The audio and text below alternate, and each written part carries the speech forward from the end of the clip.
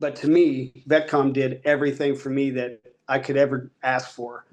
But at least go to a service that is going to assist you and not ask for 50% of your back pay or anything like that. You know, that's one thing I can say about VetCom. It's a pay it up front, be done with it, and reap the benefit of your guys' hard work. That's all I can say.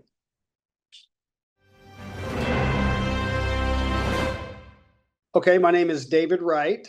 I was in the United States Army. I did Army and Army Reserves, actually. I did a total time of 28 years from September 1992 to January of 2020.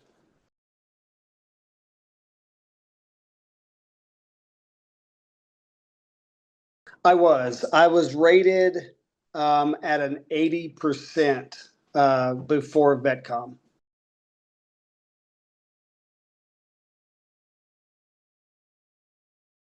I found VetCom honestly on TikTok, and I believe her name is Sue. I believe I'm going off memory.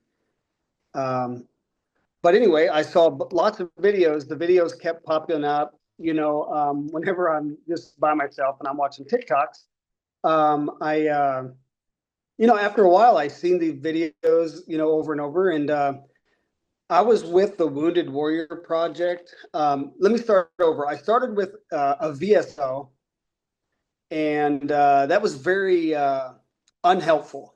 Very unhelpful. It was just honestly, I'll just say it wasn't very helpful. Then I got assigned with the Wounded Warrior Project, and originally I had two ladies that were helping me, and they seemed to be pretty helpful, obvious, but they didn't know the ins and outs of the VA that I mean I didn't believe.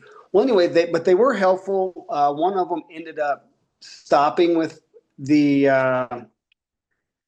They both quit. One of them went back into the army, and the other one went on maternity leave and never came back. So they reassigned me to two other ladies, and quite honestly, they were completely unhelpful. So whenever I would call and say, "Hey, what about the PACT Act?" They're like, "Well, if you don't have a diagnosis, you're dead in the water." So I was like, "I don't know. There's got to be more help than that." And then after seeing the TikTok videos, one evening I just said, "Okay, I'm going to call them." Actually, I messaged on TikTok first, and then you guys reached out to me and answered all the questions that I had. Yeah.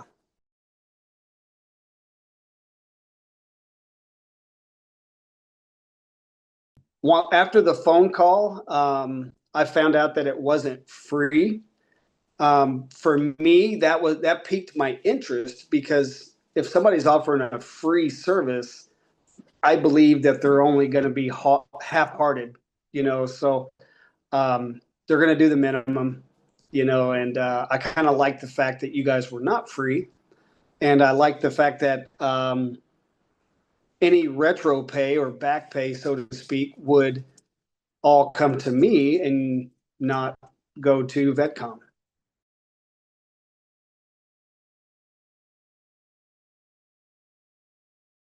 Okay. Well, I came in with VetCom right after I submitted mental health, and it took 5 years, and nothing happened with it.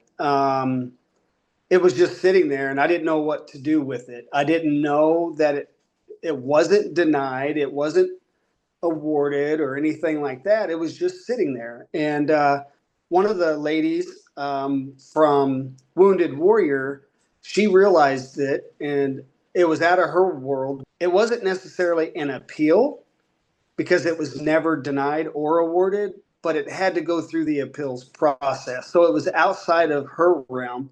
She helped me. She wrote a very lengthy paper, a legal paper, in her own words, and submitted it to the appeals process, which is, I guess, the way it had to go. But that took 5 years. And what that did is that did get me to 80%. Anyway, I was at 80% before VetCom, and then it took about 6 months to go from 80% to 90. However, that wasn't easy because I went from, this is with VetCom, I went from 80% to 90%. There were still some claims that were still there that were being reviewed. So I had to do all my CMP appointments. And then on top of the CMP appointments, I had additional appointments to confirm the CMPs, which I think are called VES appointments. And then after that, it was a few more months for a total of about, it was 6 months, but it was a total time of 6 months from 80 to 90, then 90 to 100.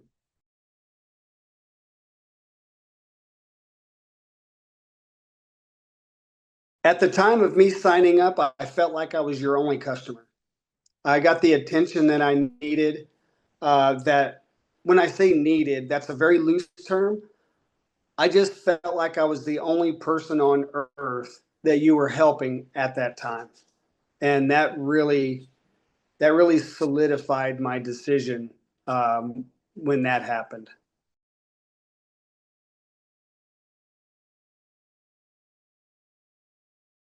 The service to me, in reality, is extraordinarily cheap. $1,200 compared to what you can be awarded for, that's only 1 month. Once I paid up front. I had a person get with me that day, filed the intent to file. And I think it was the next day, or it might have been the second day after signing up. She was on top of it. She knew the verbiage. She was like talking secondary stuff. She made me think of things that I didn't even know existed.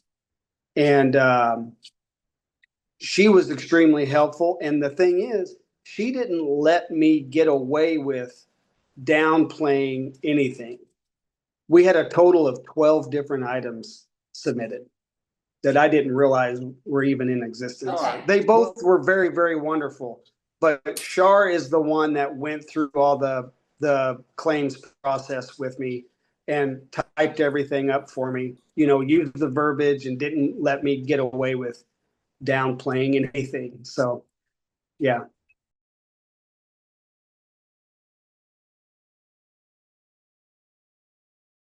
So many things, so many benefits to being, above 50% that I don't think we can even put a number on the benefits of that. But when you hit 100%, everything changes. You're in a totally different category. I did college while I was in the military. However, I did the post 9/11 GI Bill, which I awarded to my two children. So my son and my daughter, they used my post 9/11 GI Bill for college, which was great for them. They had money to live on and their tuition. Uh, but what it did to me was while I was going to school, because I did it later, I acquired a few student loans. And once you hit 100% and you're 100% permanent in total, which I am, you get student loan forgiveness. For another thing, you get to continue your education. Like, so for me, if I wanted to go be a boat mechanic, not to be a mechanic, but to work on my own boat and have that knowledge, I can go to school for free. So there's many other benefits to it, not just the monthly value to it, but there's other driving points that were there for me. And I was in law enforcement for 7 years, and I'll tell you, a lot of my buddies are retired law enforcement, and I have some firefighter buddies that are retired as well, and they're paying upwards between their spouse and themselves. They're paying like $1,600 a month in medical coverage. That's coming out of their retirement money that they receive. Holy smokes. So there's the driving point is getting that medical coverage for your life. And that's good.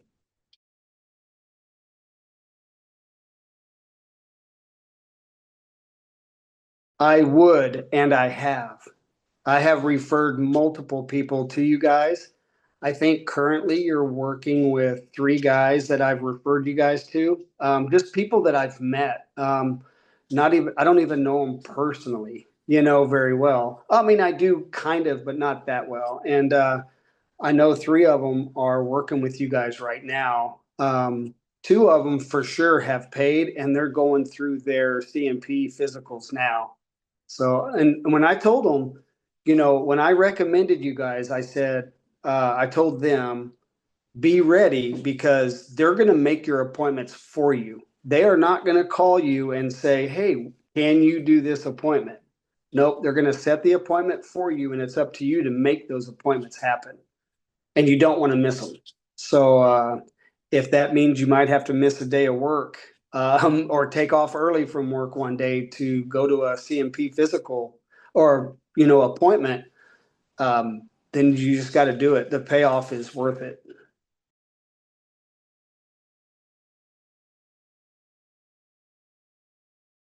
I just want to reemphasize one thing to any veteran out there that are going through any of these free services, such as, Wounded Warrior Project or just going to their local VSO.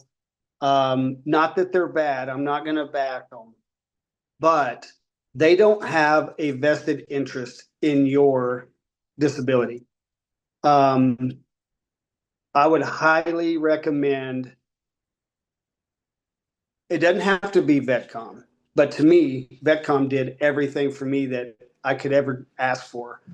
But at least go to a service that is going to assist you and not ask for 50% of your back pay or anything like that.